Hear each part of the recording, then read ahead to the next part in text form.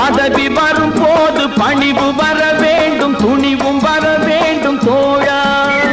பாதை தவறாமல் பண்பு குறையாமல் பழகி வர வேண்டும் தோழா.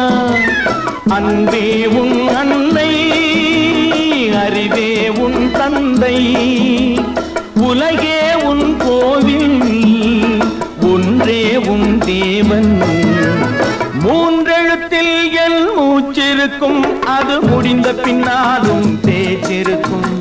உள்ளம் என்றொரு ஊர் இருக்கும், அந்த ஊருக்குள் எனக்கு ஒரு பேர் இருக்கும்.